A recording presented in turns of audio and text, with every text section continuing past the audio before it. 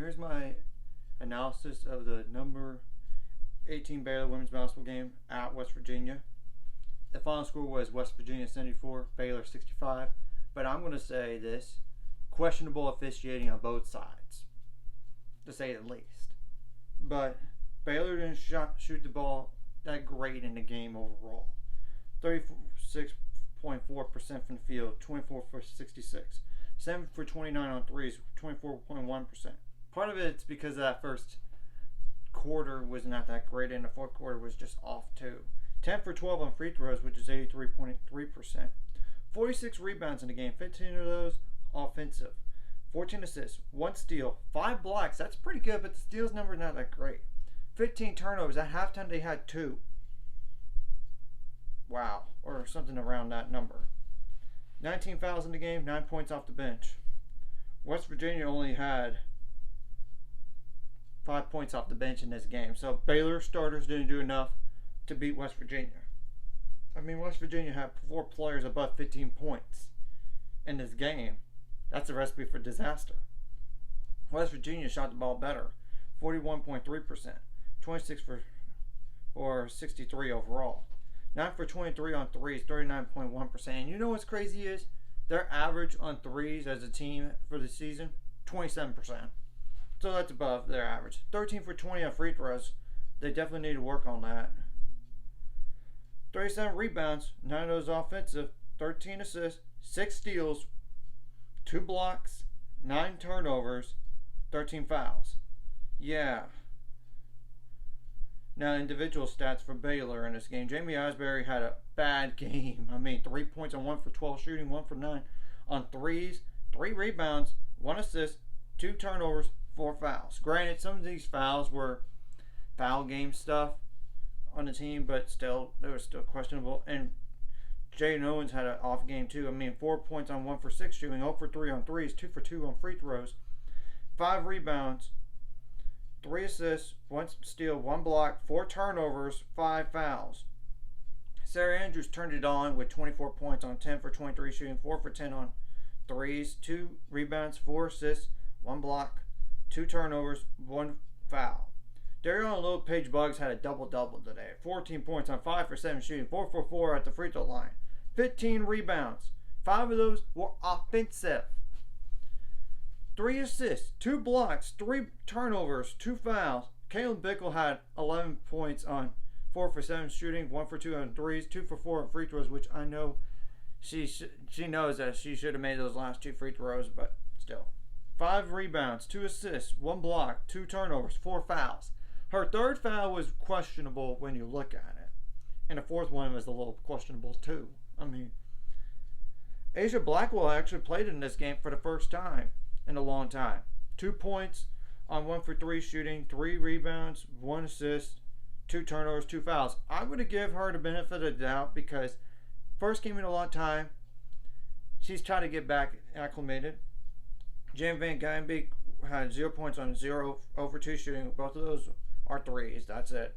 Bella Fauntleroy had 7 points on 2 for 5 shooting, 1 for 2 on threes, 2 for 2 on free throws, 7 rebounds, 1 foul. Cameron Ferrari, 0 points on 0 for 1 shooting, 0 for 1 on threes, 1 rebound.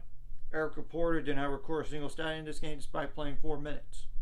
So, going forward, West Virginia is going to play number 23 Kansas, which I expect them to fall out of the top 25. But it's on the road, so that is a possible loss. The Big 12 is just that tough on the women's side, too. I mean, with the exception of TCU, no offense, but truth. They host 14-4 Texas Tech. They go on the road to 6-10 TCU. They should win that game despite being a road game, let's be real. Then they host 13-5 Texas. That's not going to be easy. On the road to Oklahoma, number 19 Oklahoma. So that's 3. Yeah. Now for Baylor side of things, I truly don't expect top 25 ranking for the first time in I don't know how many years. But you know what? They're going to have chances to get back in. And the thing is, like all streaks, they have to end eventually. So let's not panic over this. We only lost twice within 9 points. And these are not bad losses by any means. Yes, it's unranked, but they're good teams. Luckily, the next two games are at home. Kansas State at 12-6, 13-5 Texas, who just defeated Iowa State today. But that was at home. 14-4 Texas Tech on the road. They have to be better going forward, granted. Number 23 Kansas, which we know they're probably going to be ranked, and you already beaten them already. On the road to Iowa State. That's just the next 5 games. So they definitely have chances to get back in as long as they win. And the thing is, it's not like they were like last year. They started 0-2 in the Big 12. And remember, we did lose 2 road games last year in the Big 12 and 1 home game. The 2 road games were Kansas State and Oklahoma last year, remember?